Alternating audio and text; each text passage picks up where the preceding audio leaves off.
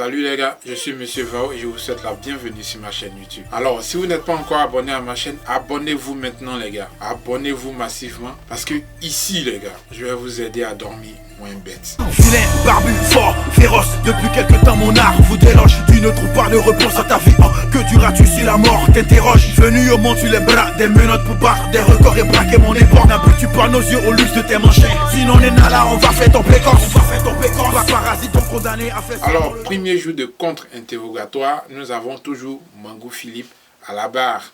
Ok les gars, vous n'êtes toujours pas convaincus certainement. Il y a toujours des voix qui s'élèvent pour dire il ment, il ment, il ment. Attends, vous pensez que c'est facile de mentir? Surtout dans un tribunal comme ça, vous pensez que c'est facile de mentir? Quand quelqu'un ment, il y a toujours des indices qui laissent paraître. Toujours des indices. Et jusqu'à preuve du contraire, Mangou Philippe n'a pas encore présenté un seul de ces indices. Et celui qui ment, les gars, il a toujours du mal à donner des précisions sur les faits qu'il relate. Celui qui ment, les gars, il a toujours du mal à mieux s'exprimer lorsqu'il explique quelque chose, tout en train de balbutier. Par contre, ceux qui ne veulent pas parler, qui savent des choses mais qui ne veulent pas parler, ils ont toujours des phrases du genre « j'ai oublié »,« je ne me rappelle plus ». C'est toujours ça leur phrase. Mais on passe. Vilain, barbu, fort, féroce, depuis quelque temps mon art vous déloge. Tu ne trouves pas de repos à ta vie, que duras-tu si la mort t'interroge? Venu au monde sur les bras, des menottes pour battre des records et braquer mon époque. N'habitues pas nos yeux au luxe. Pendant son témoignage, Mangou Philippe s'est exprimé sur certains détails de la crise post-électorale. Alors, je vais vous faire passer encore cette vidéo-là. Ça concerne le commando invisible. Donc, concentrez-vous et suivez bien cette vidéo. Je vous donne ma réaction juste à la fin. J'ai des renseignements sur Abobo et je vous avais dit que j'ai rencontré le président Laurent Gbagbo au niveau du palais le 11 mars quand il m'a convoqué. Ensuite, le 10 décembre à 13 h, là-dessus je n'ai rien dit. Mais il faut savoir que pour cette rencontre-là, effectivement, il y a eu des infiltrations. Et si vous me laissez le temps d'en parler, je vous dirai. Et je sais ceux qui se sont ainsi infiltrés pour s'installer à Bobo. Et je vous dirai réellement ce qui s'est passé. Alors allez-y, monsieur, c'est l'occasion de nous dire ce que vous savez. Bien, je vous remercie. Monsieur le Président, lorsque j'avais été questionné le 9 août 2011, deux questions m'ont été posées. La première, est-ce que je savais qui était le chef du commando invisible? J'ai répondu à cette question en disant que je ne l'ai su qu'à la fin de la crise post-électorale. La deuxième question, est-ce que je sais qui composait le commando invisible? J'avais dit non.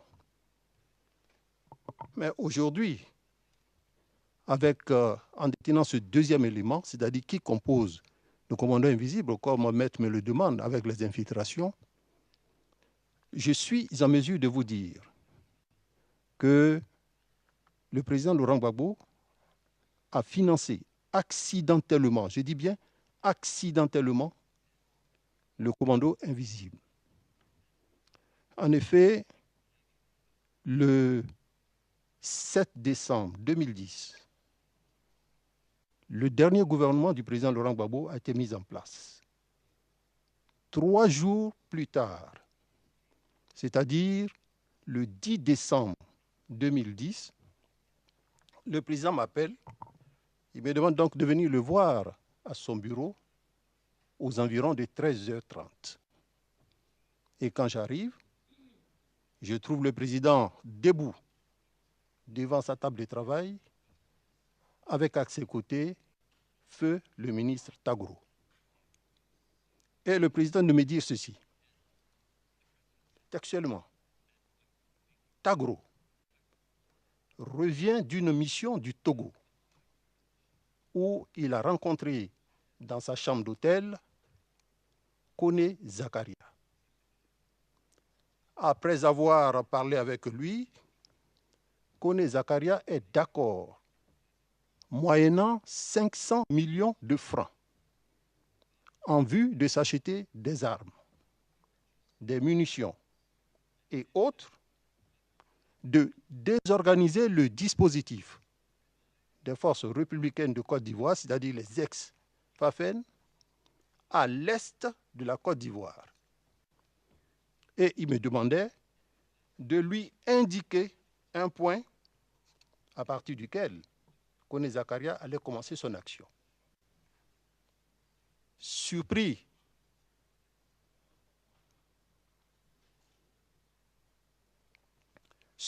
par une telle demande, j'ai dit, mais Monsieur le Président, si vous avez cet argent, remettez-le nous. Vous savez que nous n'avons pas d'armes et de munitions. Mais pourquoi c'est par l'est de la Côte d'Ivoire qu'il a décidé de commencer son action? Et le ministre Tagro me dit, c'est par là qu'il a décidé de commencer son action. Et j'ai dit au président, Monsieur le Président, je m'excuse, mais je n'ai pas de carte sous les yeux pour vous indiquer le point à partir duquel Kone Zakaria allait commencer son action. Certainement agacé par mes questions et par mes réponses, le président a dit à Tagro, bon, s'il ne croit pas, donne-lui le numéro de Kone Zakaria, il va l'appeler lui-même pour voir. Donc on me remet le numéro de Kone Zakaria, Tagro me remet le numéro de Kone Zakaria, je descends les marches, je me retrouve sur le perron du palais, en attendant que mon véhicule, mon chauffeur qui avait garé mon véhicule au parking de la présidence, vienne me prendre. J'ai été rejoint par un monsieur d'une 50aine d'années qui, après m'avoir salué, m'a dit ceci. Mon général, c'est moi qui ai mis Kone Zakaria et le ministre Tagro en contact. Kone Zakaria est prêt à travailler avec IB. Et IB est d'accord. Mon général, le temps presse. Je monte dans mon véhicule. Arrivé à Yopougon, je remets le numéro à mon chef de sécurité. Je pourrais, Monsieur le Président, en Hugo, vous donner le nom de mon chef de sécurité. Je ne souhaiterais pas le donner maintenant parce qu'il est encore dans l'armée. Donc, je lui donne le numéro et je lui dis, c'est le numéro de Kone Zakaria. Appelle-le pour voir si c'est bien lui. Il faut noter que mon élément connaît très bien Kone Zakaria pour avoir fait la formation avec lui. Et quand il appelle, qu'il tombe sur son interlocuteur, il me dit, mon général, c'est lui, mon général, c'est lui. Donc, je lui fais signe de lui dire que je vais lui parler. Donc, il annonce, ne quittez pas pour le chef d'état-major des armées. Kone Zakaria, bon, on a l'habitude de nous appeler classe. Donc, quand je prends le téléphone et que je dis « Allô », il me dit « Classe, bonjour ». Et je réponds « Bonjour, comment vas-tu » Il me dit « Ça va ». J'attends l'argent pour commencer le travail. Ce qui veut dire que quand je suis parti de la présidence de la République, quelqu'un l'a appelé pour dire que le général allait t'appeler. Voici ce dont j'ai été témoin. Pour répondre maintenant à votre question, maître, je voudrais dire qu'il y a eu effectivement collusion entre IB et Kone Zakaria. Je peux continuer? Merci. Pour l'opération au niveau d'Abobo. À court de logistique, Kone Zakaria va user de ruse et de perfidie pour faire croire au président Laurent Gbagbo et au ministre Tagro qu'il va mener une action qui leur serait favorable au nord-est, mais au lieu de mener cette action, ils sont descendus tout simplement au sud-est pour mener l'opération au niveau d'Abobo. L'argent remis a servi donc, maître, à l'infiltration des éléments, j'allais dire des lieutenants de Koné Zakaria. Un certain Ferré Konaté, vous allez sur YouTube, il y a un film, le commandant Ferré Konaté, de son nom Malinké, Meleke, l'ange qui retire la vie. Un analphabète dont les propos sont traduits par son adjoint, un certain Koulibaly Youssouf, qui se vante d'avoir égorgé les éléments des forces de défense et de sécurité et qui revendique 600 personnes, c'est-à-dire des éléments qui ont été recrutés sur place. C'est le même Koné Zakaria qui, lorsque je suis allé au Golfe, le 12 avril 2011, pour faire allégeance au nouveau président de la République, assis dans l'après-midi sous un arbre, viendra pour me trouver, pour me dire « Classe, nous avons pris Tagro, mais il s'est tiré une balle dans la tête. » Je suis un peu émotionné, excusez-moi. Il s'est tiré une balle dans la tête. Alors j'ai dit « Mais comment ça? Pourquoi l'a-t-il fait? Était-il armé? Est-il mort ?» L'intéressé se contentera de me dire « Non, nous l'avons transporté dans une clinique. » Et j'en ai profité pour lui demander « Mais est-ce qu'on t'a donné l'argent ?» Il a répondu par l'affirmative. Mais ce que je peux vous dire, vu le milieu dans lequel on était, je n'ai pas demandé au-delà combien il a reçu. Donc,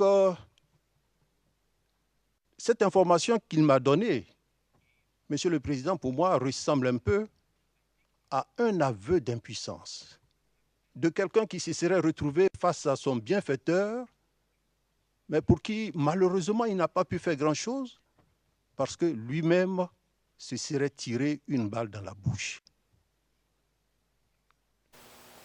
Alors les gars, vu le témoignage de Mangou Philippe, ça me donne encore plus de précision sur le type de président que la Côte d'Ivoire avait.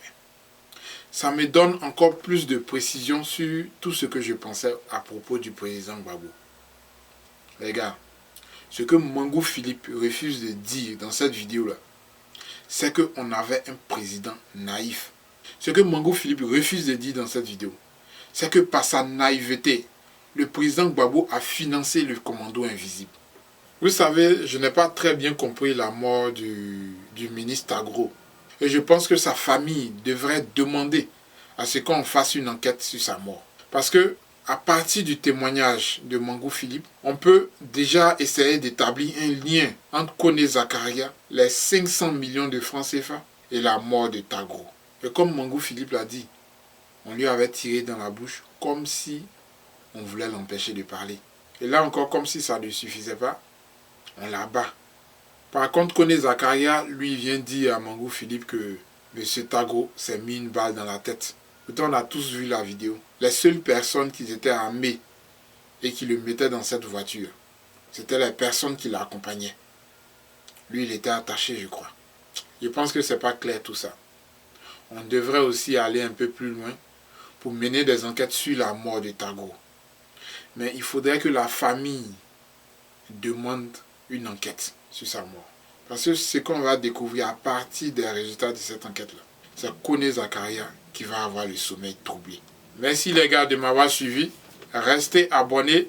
Vous qui n'êtes pas encore abonnés, abonnez-vous dès maintenant. Parce que ici les gars, je vais vous aider à dormir moins bête. Vilain, barbu, fort, féroce. Depuis quelque temps mon art vous déloge. Tu ne trouves pas de réponse à ta vie. Que duras-tu si la mort t'interroge? Venu au monde sur les bras, des menottes pour battre des records et braquer mon époque. N'appuies-tu pas nos yeux au luxe de tes manchettes? Sinon on est là, on va faire ton pécorce. On va faire ton pécorce. On va parasite ton condamné à faire ça dans le dos du gouvernement.